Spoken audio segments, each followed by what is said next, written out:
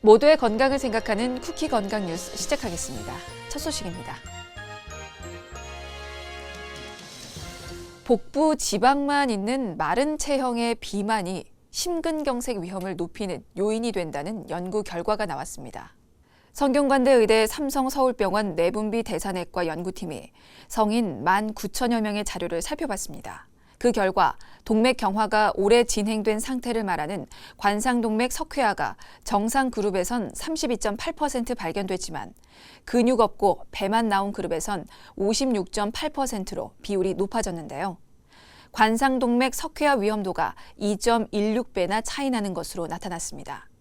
연구팀은 건강한 노년을 원하면 근육에 투자해야 한다며 근육이 줄고 살이 찌면 움직이기 어려워져 근육 감소를 부추기는 원인이 되는 만큼 단백질 섭취 및 신체 활동을 지속해야 한다고 설명했습니다. 밤낮이 바뀌는 근무 형태나 수면 장애가 잇몸을 넘어 치조골까지 염증이 확산되는 치주염의 발생 가능성을 키울 수 있다는 분석이 제시됐습니다. 고려대 안암병원은 치주과와 구강악안면외과 연구진 등이 참여한 연구에서 22,000여 명의 자료를 분석, 이 같은 결과를 얻었다고 전했습니다. 연구팀에 따르면 밤낮이 바뀌는 교대 근무자가 주간 근무자에 비해 치주염 위험이 2.17배 높았습니다. 또 주간 근무자에선 수면 시간이 큰 영향이 없었던 반면 교대 근무와 더불어 수면 시간이 짧은 경우 2.13배, 수면 시간이 지나치게 긴 경우 2.33배까지 위험도가 커졌습니다. 연구팀은 교대 근무에서 오는 스트레스와 수면 장애가 치주염을 악화시킬 수 있다며 이는 대사질환, 심뇌혈관 질환 등으로 이어지기 때문에 주의가 필요하다고 강조했습니다. 국내 성인 여성의 8.8%가 고위험 음주 상태에 해당하는 것으로 조사됐습니다. 신라대 보건행정학과 연구팀이 성인 여성 3,000여 명의 자료를 분석했는데요.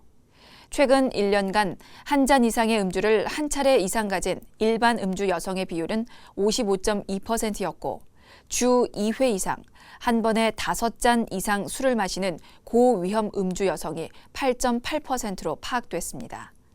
고위험군의 비율은 20대가 21.8%로 가장 높았고 40대 15.1%, 60세 이상 5.5%로 나이가 많을수록 낮았습니다.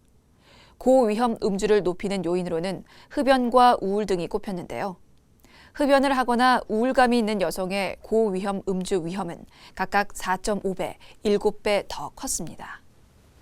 고도비만 환자들은 장기적 체중 감소를 위해 위의 부피를 줄여 영양소 흡수를 떨어뜨리는 비만 대사 수술을 받곤 하는데요. 이 수술을 시행하는 상당수 병원에서 진료 지침에서 권고하는 양보다 부족한 영양제를 처방하는 것으로 나타났습니다. 고려대 안암병원 비만대사센터 연구팀은 세계 여러 기관에서 발표한 82개 연구 결과를 바탕으로 비만대사 수술을 받은 환자 14,000여 명의 자료를 모아 종합 분석했다며 이같이 밝혔습니다.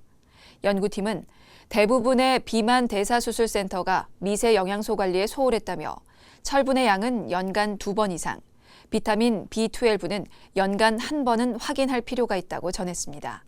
연구팀은 이번 연구를 통해 비만 대사센터 진료에 참고할 수 있는 미세 영양소 검사 스케줄을 제시했다면서 정확한 시기에 필요한 검사를 해야 소홀함을 덜 수 있다고 덧붙였습니다.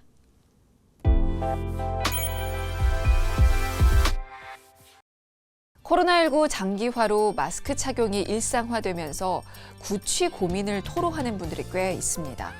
구취를 스스로 느끼거나 타인에 의해 알게 된 분들뿐만이 아니고요. 구취가 없던 사람까지도 구취를 걱정하게 되고 또 더 강하게 자주 느낀다는데요. 자, 구취 해결 방법 함께 살펴보겠습니다. 마스크를 끼면 산소 공급이 원활하지 않죠. 이는 구취의 주요 원인인 휘발성 황화합물을 만들어내는 혐기성 세균을 증가시킬 수 있습니다. 또 입과 코를 통한 외부 공기의 흐름이 제한되기 때문에 공기가 마스크 내에만 고이게 되는데요. 입으로 하는 호흡을 유발해서 더욱 입 안을 건조하게 하고 혐기성 조건을 형성하게 되죠. 경희대 치과병원 구강내과 이연희 교수는 마스크 착용 사용 시 입안 구강 위생을 더욱 청결히 하는 것이 외부 공기의 흐름이 제한된 조건에서 현기성 세균의 번식을 막아주고 구취 발생을 줄일 수 있는 핵심이라며 마스크 자체의 위생도 중요한데 호흡 시 입 안의 냄새가 마스크에 스미거나 또 구강 세균이 마스크 안쪽 면에서 증식할 수 있어 1일 1 마스크를 적극 권장한다고 강조했습니다. 하지만 아이러니하게도 구취를 호소하는 환자의 약 30%는 객관적 진단 시 구취의 징후나 관련 질환을 찾아볼 수 없습니다. 한마디로 입냄새가 거의 또는 전혀 없더라도 자신의 구취를 걱정하는 분들이 많아지고 있다는 거죠. 자, 이를 구취 공포증이라고 하고요. 강박적인 구강 세정 행동으로 이어질 수 있기 때문에 주의가 필요한데요. 이현희 교수는 구취를 본인 스스로 손쉽게 확인할 방법은 이 손목을 핥고 건조시킨 다음 냄새를 맡아보는 것이다. 침이 묻은 손목에서 악취가 나면 구취가 있음을 시사한다고 말했습니다. 자, 그렇다면 구취는 어디서부터 시작될까요? 많은 분들이 치아와 잇몸 사이에 남아있는 음식 찌꺼기나 염증에서 비롯된다고 알고 있는데요. 그것이 구취의 주 요인은 아니라고 합니다. 대부분의 냄새는 혀에서 나온다고 해요. 그래서 구취가 있을 때 혀를 내밀고 거울을 보면 혓바닥 안쪽이 하얗거나 누런 설태가 끼어 있는 것을 알 수가 있는데요. 백태는 음식 찌꺼기를 이용해서 구강 내 세균이 증식한 겁니다. 이게 악취를 발생시키기 때문에 규칙적인 양치질과 함께 부드러운 혀 닦기를 병행하면 구취 및 설태를 줄일 수가 있습니다. 자, 이렇게 구취는 나쁜 구강 위생 외에도 다양한 요인에 의해서 발생을 하는데요. 구강 내 요인은 한 85에서 90%, 또 이외에 구강 외 원인은 10에서 한 15% 정도로 차지하고 있다고 합니다. 자, 그렇다면 구취를 줄이는 가장 효과적인 방법은 원인의 다수를 차지하는 구강 내 원인을 제거하기 위한 청결한 구강 위생 유지에 있다고 말할 수가 있는데요. 적어도 하루에 2번, 가급적이면 매 식사 후 양치질을 하는 것이 좋고요. 세균과 음식 찌꺼기, 또 죽은 세포들은 일반적으로 혀에 축적이 되는데 특히나 흡연자 또는 구강 건조증이 있는 분들의 경우는 더더욱 그렇습니다. 자, 이럴 때는 혀 스크레이퍼가 유용할 수 있고요. 치실 사용은 치아 사이에 음식물 찌꺼기와 플라그가 쌓이는 것을 방지해 주겠죠.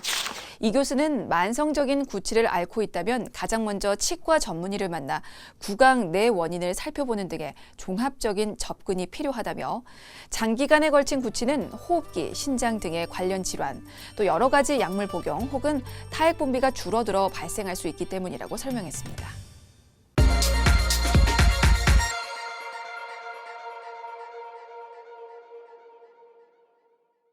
쿠키 건강 뉴스를 마칩니다. 시청해주신 여러분 고맙습니다.